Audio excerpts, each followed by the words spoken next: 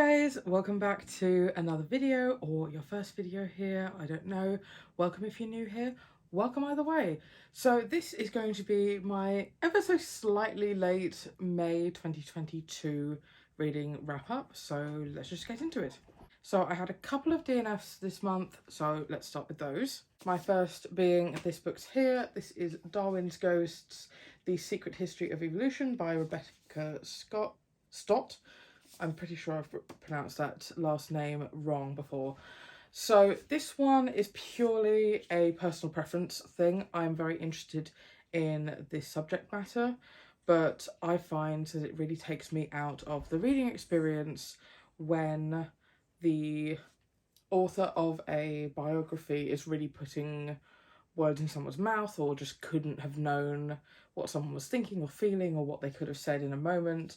And so if this had literally just been the fact and what different people found out and the timeline, I would have found this much more enjoyable. But I really just, and probably to everyone else that sounds like hugely dull, so this might work for a lot more people, but yeah, this just didn't work for me, so I gave up on it. So my next DNF for this month was This Queer Angel. This was a, again, sort of biography, memoir type of book that I started reading for the book club that I'm a part of, and this just didn't work for me. I'm glad that books like this are starting to exist, where queer people are able to talk about their experiences in the military and being kicked out of the military when someone has found out that they are queer or LGBT in some way. And especially I think that it has been lacking in terms of putting forward queer women's stories in this field. So I'm glad that the books like these do exist, but just I'm not that interested in military stories. That's just not my thing. So I decided to give this a go, and I just thought the writing didn't grab me, the subject matter isn't really my thing, so I decided to give up on this one as well. And my final DNF of the month is Sexuality, a Graphic Guide. And I really wanted to try this out to see if the sort of graphic guide format really works for me at all. I tried this with, what was it called? I can't remember the name, but I'll put it up on the screen right now. And I just find that these graphic guides are really marketed as being easy to understand, easy to access books that provide you with a really good overview of a topic. But I find that because of the fact that they cover so many topics so quickly, they don't really give you enough detail to really understand what's going on. And I just thought that this one was, it almost felt a lot like those old step-by-step drawing guides, like 1, draw a circle, 2, draw a line on that circle, 3, add some shading, 4, you have a photorealistic panda. It very much felt like it was going from 0 to 60 way too fast, and I just didn't like this one, so I decided to give up on it too. And now on to books that I actually finished. I liked most of what I read this month, which I was really pleased with. I did have 1 3-star, so I'll just run through that quickly now, and that's the graphic novel Fangs. So I'm really glad that Tokyo Pop, who is a publisher of comics, are really making a move towards publishing a lot more LGBT stories, which this is. It's about gay vampires, and honestly it was very forgettable, unfortunately. I honestly couldn't tell you most of what happens. The art style wasn't my favourite. I thought that the characters were a little bit whiny, and just this didn't work for me, so I gave it 3 stars. Won't be continuing in the series, but if you want some gay vampires, I mean, technically if you want some gay vampires I would recommend Interview with a Vampire, but this was fine. So now on to my 4 stars, which I have a number of. So I started reading a lot more of Amanda Lovelace's poetry. I've read 1 of her collections before. I've recently reorganised my shelves, so I don't know if I'm going to be able to find... Oh, there. So I have this one here, which I'll just hold up because it's more interesting. But this is The Princess Saves Herself in this one. And I just really vibe with this author's poetry style. I think that it's not the sort of poetry that you need an English degree in order to understand, but she does cover a lot of very important topics like eating disorders, sibling relationships, abuse, sexual assault. Like, there are a lot of very vital topics being talked about in here and in her other work. So let me just see which ones I also read this month, because I know I've read some in June as well, so I don't want to get mixed up. So I read The Mermaid's Voice returns in this one, which is a sequel to The Princess Saves Herself in this one, and I thought it was really good. I read Break Your Glass Slippers. Okay, that seems to be all of the ones this month that I read, but I really enjoy her stuff and I will be continuing to read more. So some other 4 stars I have a comic called Yagi the Bookshop Goat. Now this was just really, really sweet. Again, it's one of these Tokyo Pop LGBT stories about sort of animal characters, and it's about a goat who loves to eat paper but has always wanted to be a bookseller and has found himself a job as a bookseller in the carnivore side of town, and just about how he sort of goes about his day as a bookseller. And it's really cute and really enjoyable, and if it does come up with a sequel, I'll definitely read it. But yeah. The next 4-star I have is The Art of Drag by Jake Hall and a bunch of other people and artists. And this was really fantastic. It sort of goes through what drag is and drag culture and where drag has sort of come from in many different sort of parts of the world. I really thought this was going to be a very Western focused book, and it's really not. It does delve into a number of instances in drag in other cultures and throughout history, and it was very, very enjoyable. It's paired with a lot of very colourful, very loud art, and I found it really informative. But I just think that I've gained as much as I can gain from the read through, so I will be passing this on, even though I did very much enjoy it.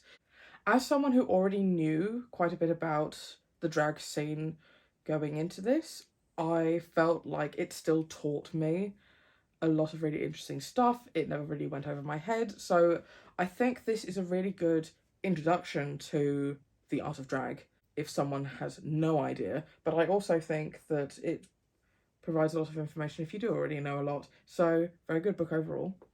I also read The Legend of Sleepy Hollow this month, which was just a classic that I've been meaning to check out. I thought it was interesting, although I definitely think that the author was hungry when they were writing this. Just, I guess, a warning if you're going into it. I read My Brother's Husband for the first time, and this has been sort of making the rounds on BookTube, especially in the comic and graphic novel circles, and I'm very late to the party, but I very much enjoyed this.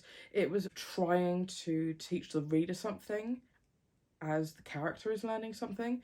This is about a man whose brother has died. He's trying to raise his young daughter, and out of the blue, his brother's husband comes and stays with them after the brother has passed away, and it is about the daughter learning about gay people and gay relationships, and about him having to teach her about gay relationships when he himself doesn't really accept them, but also him having to confront a lot of his preconceived ideas by having to explain to his young daughter about why he doesn't like gay people, etc. So I thought it was very, very good.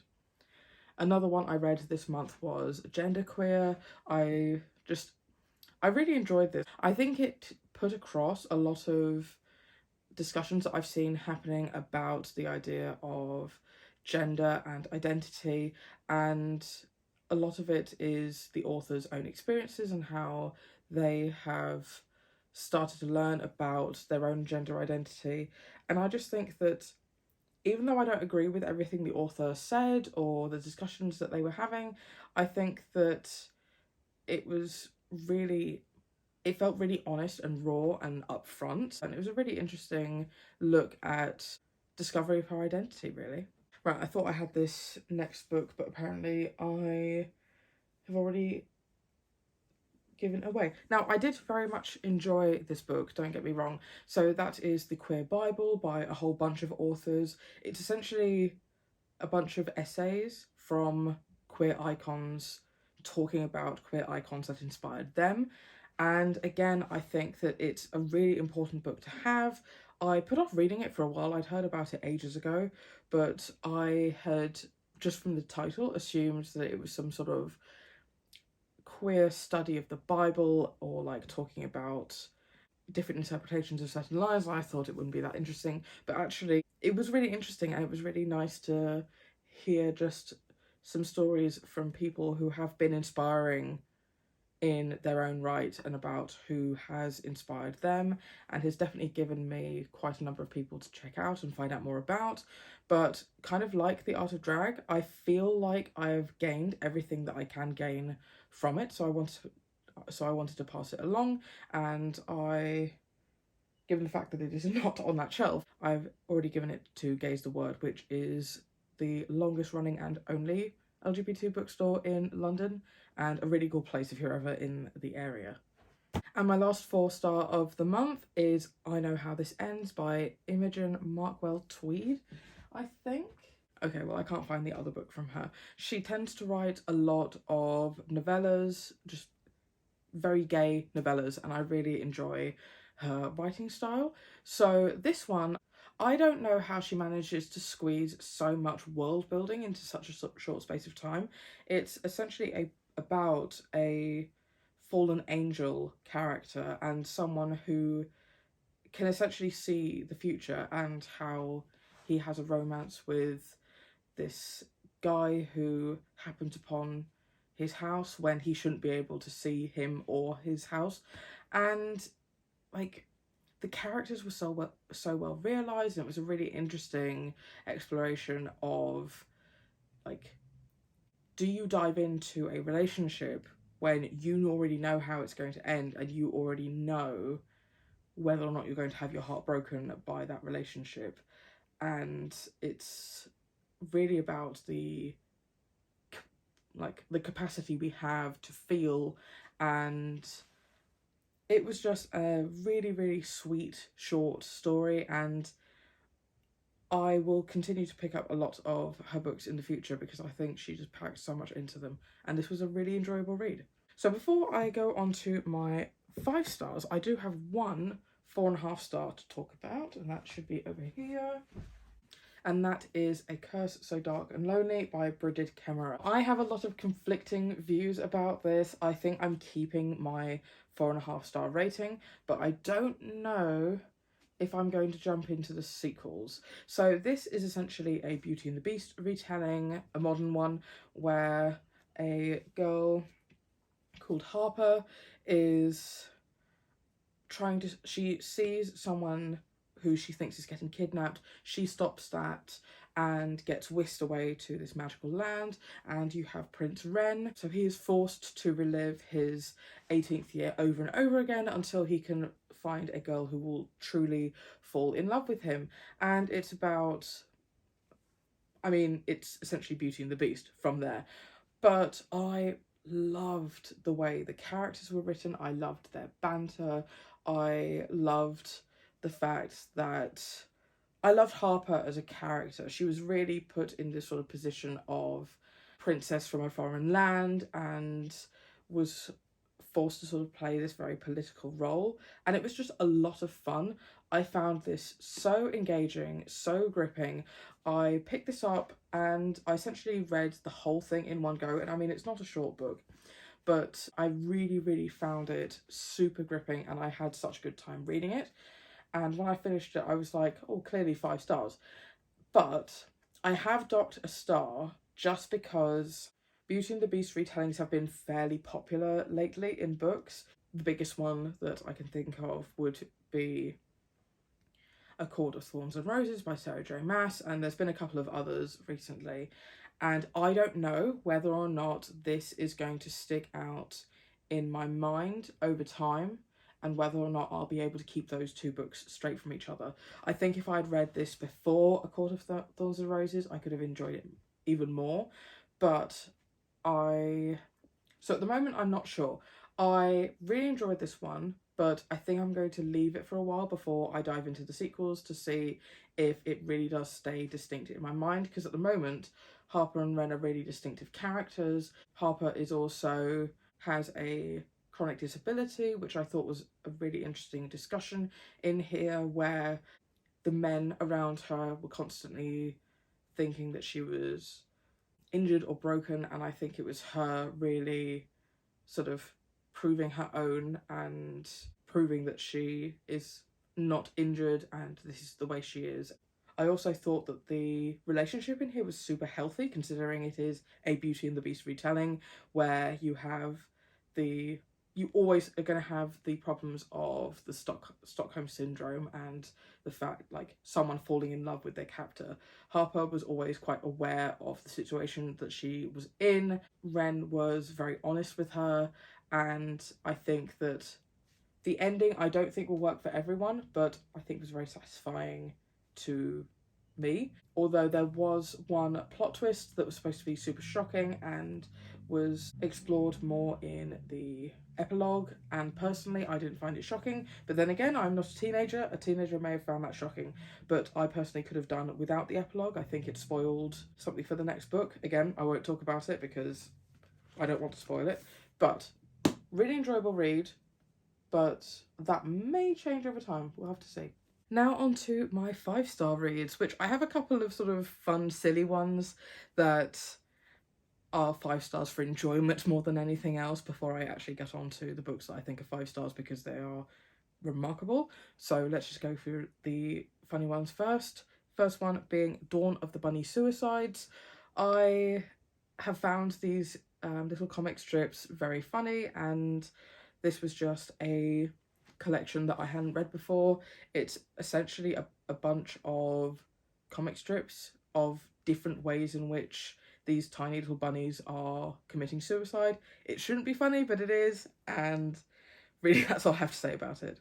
The next one is Polaris, which is essentially a collection of art from, oh god, who's the artist? Anyway, the correct name will be shown on the screen. I thought the art was absolutely stunning, and this was my first introduction to it, so I'll definitely be keeping my eye out for more of her work because I really enjoyed it. Oh, and my next 5-star, which again was a 5-star for the enjoyment purposes, was my first introduction to Chuck Tingle, who, if you don't know, is one of the most beloved authors in the LGBT erotica writing circles, mainly for his incredible inclusivity and just being an amazing person. But he essentially writes very inclusive, very strange, short erotic fiction. So I read Pounded in the Butt by My Own Butt, and this was just, it was hilarious.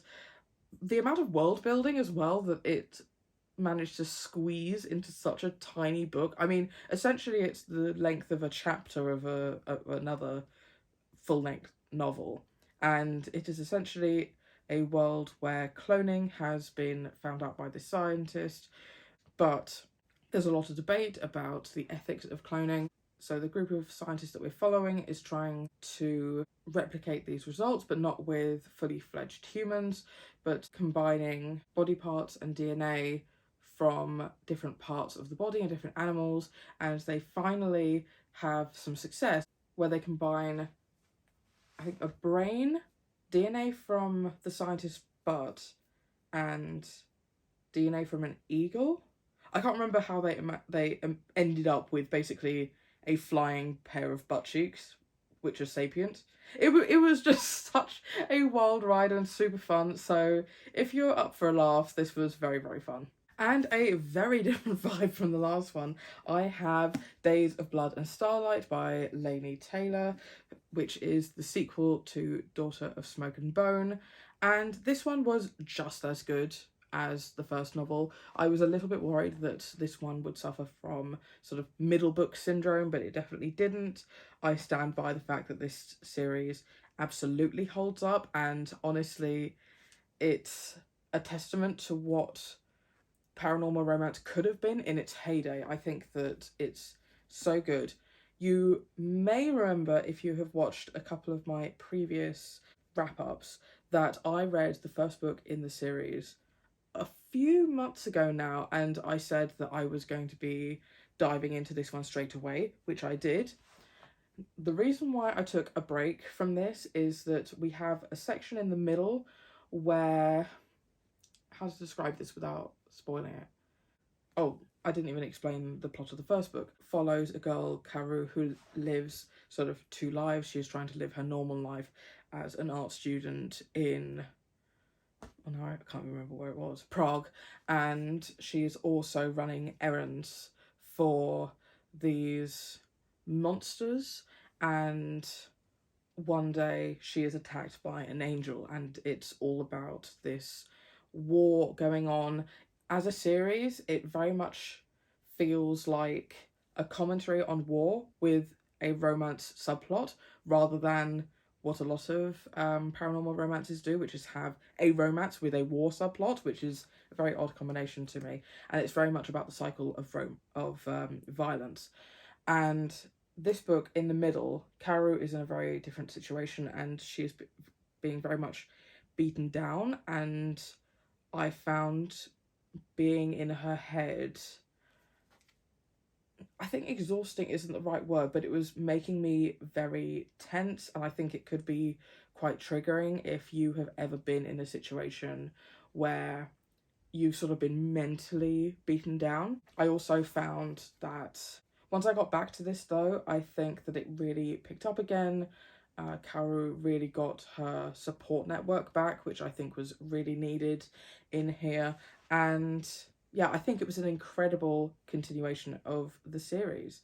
There was one thing where I'm still, well, there's two things where I'm debating on how I feel about them, even though I did give this a full 5-star. One is that I think I can see a love triangle appearing, which I really hope does not happen, given how many of the tropes that this series could have fallen into, but it hasn't. So I really hope that doesn't end up happening in the third and final book. And the other thing was, there was a chapter around the middle. Again, I'm not going to be spoiling anything, but there's the odd chapter where we switch perspectives so that us as the reader can gain information that there would be sort of no foreseeable way for the main character to know, and therefore us as the reader to know. But I do think that there was a piece of information given away in one of these chapters that I think it would have been a more shocking moment had we known that later. But I can, on the other hand, see why that was done in that way, because of the fact that we as the readers could then be given more information about the motives of some of the characters and sort of be more outraged at the treatment of Kaoru, etc. I am still undecided. I think I would have preferred that chapter being left out so that the reveal later on was more shocking. But I can kind of see why it was done, and I am very excited to finish out this trilogy. So there you have it. Those are all the books I read this May. I had a really, really good reading month, and I can't wait to see what the next couple of books I have lined up have in store for me. I'd love for you to let me know of a book that you've picked up recently and what you thought of it. So do let me know in the comments down below, and I will see you in my next video. Bye.